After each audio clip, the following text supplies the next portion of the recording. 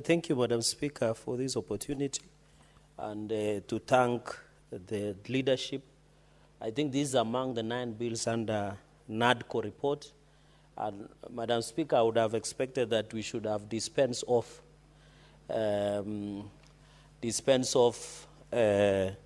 this bill so that we can allow members to also prosecute other bills. And Madam Speaker, it's good to see you.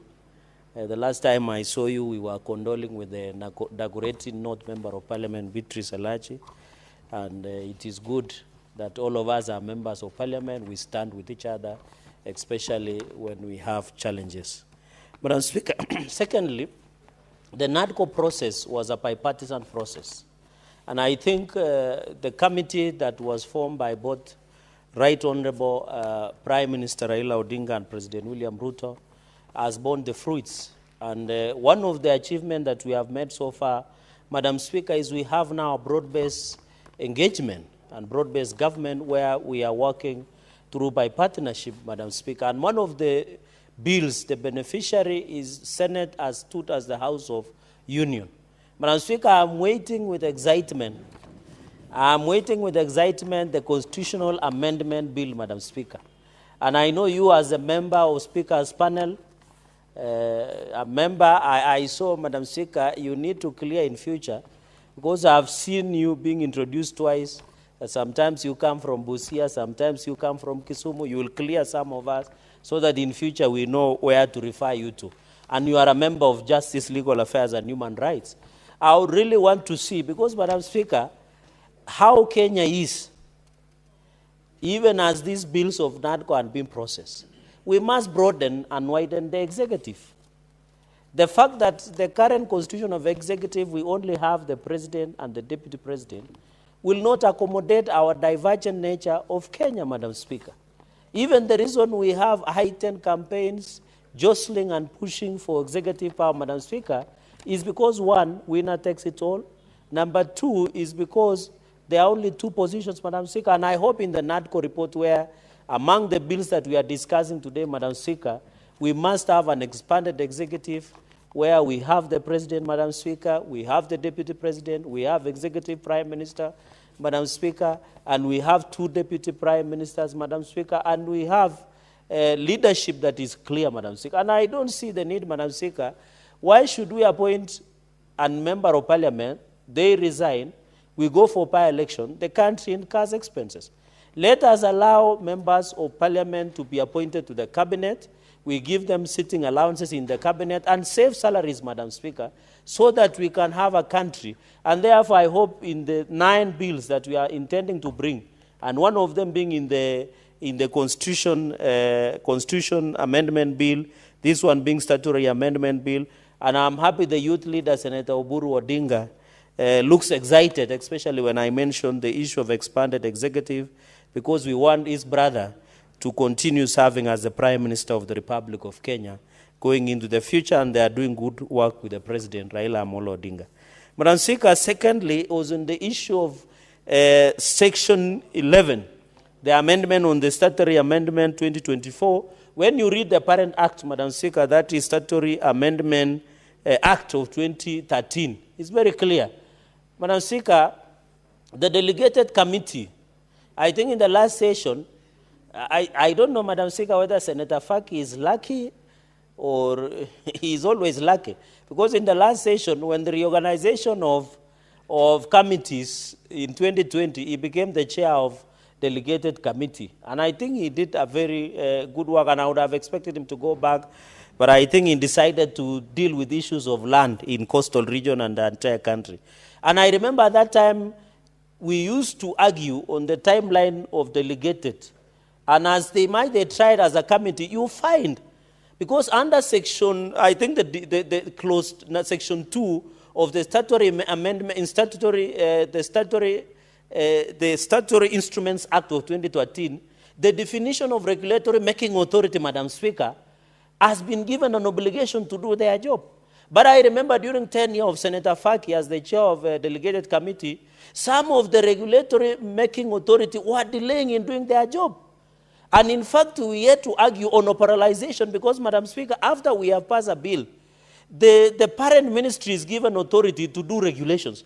But you find they stole the operationalization of that act of parliament because they do what, Madam Speaker? They are not very keen in bringing, and I'm happy it has been made now mandatory that within 12 months, Madam Speaker, they must give us, Madam Speaker, timeline for regulation. And therefore, Madam Speaker, we must be very keen because you find a law is passed, the Ministry of ICT, in fact, I remember, Madam Speaker, one of the laws, and Senior Senator, Minority Leader, Senator Manzayo, you remember the one on the data protection. It took so long to bring allegations to Parliament. You remember the Information Act of 2016. It took so long to have regulations being brought into the House, Madam Speaker, because somebody somewhere in the ministry was sleeping. And I'm happy they have been given within 12 months. They must ensure those regulations so that they don't stall our work.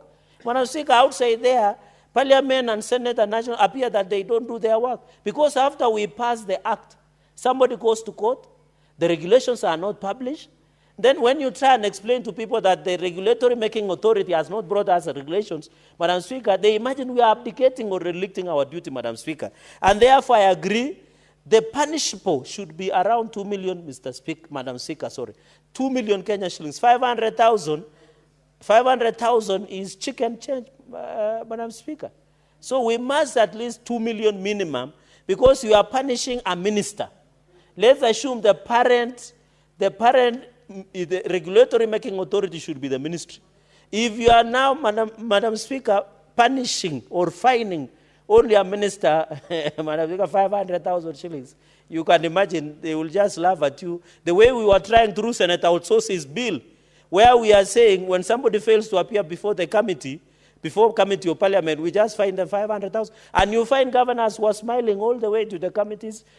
In fact, I remember the former governor Kitui, because Madam Speaker have been veteran in Public Accounts Committee, when we find former governor Charity Ngilu 500,000 shillings, she just told us, where can I pay? Can I pay via M-Pesa? Can I pay in cash?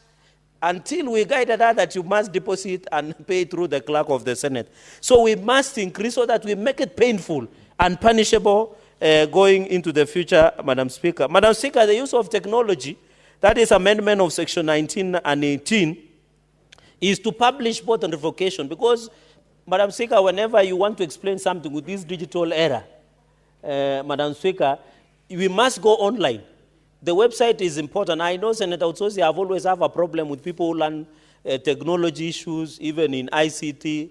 Madam Speaker, we have always have a challenge.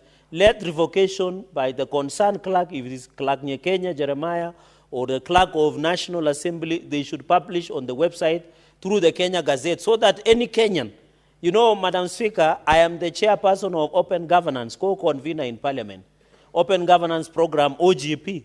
One of our tenets of OGP, Open Governance, is transparency and accountability. The only way Parliament will be accountable, colleague leaders, is, Madam Speaker, is by publishing what we do so that it becomes easy to ensure accountable. Madam Speaker, sorry, I had not seen Senator Metu. I thought he was with the President in the tour of Murima. Madam Speaker, and therefore, we must use and ensure that there is revocation and publishing of regulations, Madam Speaker. When you look at section 23, that I agree, because, Madam Speaker, we want to prevent busybodies. Now they says regulations might be considered through the standing orders of the Senate or National Assembly, and as per the act, the parent act of that regulations must be considered. When you look at, Madam Speaker, just to take you back, section 5A, Madam Speaker, of the Statutory Instruments Act of 2013, it talks about explanatory memo. One of the conditions of explanatory memo before you bring before the Senate, before Parliament, Madam Speaker, is that there must be adequate public participation. Colleague leaders and senators, Madam Speaker, most of our bills that we have passed in the floor of the House, and I remember Senator Danson Mungatana was mentioning Okiya Omutata, has only fell at the stroke of the pen by judges of court, Madam Speaker, because of only one simple thing, lack of public participation. In the explanatory memo under Section 5A of the Statutory Instruments Act of 2013, one of the grounds, Madam Speaker, is public participation. They must show how consultation was done, and therefore, so that we bulletproof. Is it bulletproof, or we ensure that, Madam Speaker, that we cannot open it up for challenge? Madam Speaker, we are not saying courts should not interpret the law or should not question the process of Parliament. And I remember, Madam Speaker, in Speaker Mate's case, Madam Speaker, you remember on the issue where a court said we cannot challenge a process, especially on impeachment, that we only challenge at the tail end. We are not saying courts should not challenge. But we are worried when courts want to overreach their mandate. They want to do legislation, Madam Speaker. They want to do lawmaking, Madam Speaker. You have seen, Madam Speaker, and that is why sometimes some of us ask, what are courts? What is the role of courts? Are they court keepers of particular, Madam Speaker, of particular individuals? Because sometimes Minority Leader Senator Stewart Madzai of Kilifi, why is it that CBC courts have dealt an injunction? Madam Speaker, university funding model, they have dealt an injunction. Mr. Speaker, I noticed the change on the chair. Why is it that all matters that are pro-government, courts are quick to issue injunctions, and we are Kenyans? Courts do not exist in isolation. We must question them. We are funding them. We gave them 20 billion through appropriation the other day, Mr. Speaker, sorry. We gave through appropriation. Why is it that when we ask courts of law for accountability and transparency, why is it that anything that is government programs, the courts are quick to issue injunctions, for example?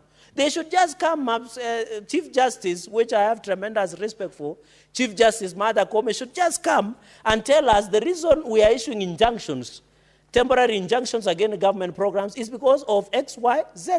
And that is why, colleagues, this is one way of preventing a lot of litigations and litigious courts process, Madam Speaker. And that is the interest of us. We are lawmaking. You remember today, Mr. Speaker, we just passed the conditional allocations, Mr. Speaker, sir. And I'm happy Nandi today in the afternoon, under conditional grants and loans, Nandi is getting 486 million Kenyan shillings, Mr. Speaker. That is tremendous. But the sad reality is that this money will never give value. I know my neighbor, Senator Otsosi, knows there is nothing going on in Nandi County except that it has become the headquarters of corruption, where the governor, Mr. Speaker, is using 48.2 million to hire vehicles that you wonder why, as a government, buy vehicles, then do car hire services. It doesn't make sense, Mr. Speaker. This is how we are destroying devolution. And we sat through here, Mr. Speaker, to deliberate and protect and ensure that our counties get their resources that is enough, Mr. Speaker. And when such things that, Mr. Speaker, because this is a NADCO, one of the NADCO bills, I hope, and I wish I have not seen Senator Okongo Mgeni, but Senate Minority Leader is here, and I can't see other people who sat in NADCO. Maybe Senator Beatrice has some info. One of the bills, Senate Minority Leader, and of course the Deputy ODM Leader here, one of the bills is we should be discussing and ensuring that we pass the laws of fight against corruption. It cannot be. Today we sat, Nandi has got 486 million today. But when you go to the ground, the only thing my governor is doing is demolitions only in Kapsabet Town. Throwing women. And I know you pass, I know Senator Oburu knows Kapsabet, the market you used to talk to me, it has been demolished by the governor. In fact, Senator Orwoba should be the biggest person who should be raising her voice against women being thrown on the streets in Kapsabet Town or in Namgoi. I want to listen to the voice of Senator Orwoba on this issue because this is femicide. What is femicide? When you go and destroy where women are selling their wares in Kapsabet Town, in Namgoi Town, and you throw them on the streets, they cannot feed their... What is femicide? It is femicide that Governor Sang is doing. Because why throw the women on the streets? Mr. Speaker, sir, it is sad reality that we must fight. I want to call upon the House leadership, the way we are passing the issue of NADCO, the way we are working hard to pass the bill on NADCO. I want to see the House leadership under the guidance of President William Ruto and Raila Odinga on how to deal with corruption in counties. It cannot be that we appropriate money. Mr. Speaker, you saw on Sunday, Taifa Leo, it was talking about counties where money is being lost through payroll. Mr. Speaker, sir, one of the biggest counties that featured was Nandi County, where payroll is being used. Mr. Speaker, sir, you find governor has cost workers, almost 300. There are people who carry seats. There are people who carry microphones. There are people who carry mobile toilets. There are people who carry carpet. There are people who carry Bible. There are people who carry pens. There are people who carry concubines. Mr. Speaker, it cannot be that we work very hard to create demigods and gods in our counties. I want to challenge the minority leader who is holding forth on behalf of the NADCO issues. Please bring something on corruption in counties. We cannot be working hard. Go to the village during the weekend in Kilifi, somewhere in Magarini, where money has been devolved. But those people, poverty is walking around like a human being. It cannot be in Garissa. Mr. Speaker, sir, less than 1 kilometer, water is passing through the town, but people cannot access clean and safe water. It cannot be, Mr. Speaker, that here in Nairobi, everywhere you walk is either you have pools that are more deeper than dimples, Mr. Speaker. So, Mr. Speaker, with those many issues that I've raised, I support, let us fast track these NADCO bills.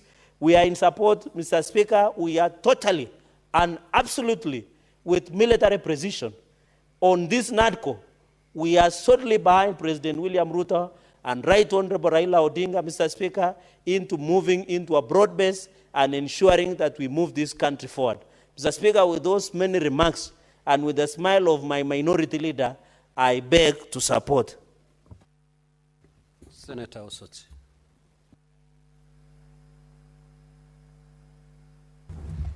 Thank you, Mr. Speaker, for this very important opportunity to also make my contribution to this very important bill, the Statutory Instrument Amendment Bill.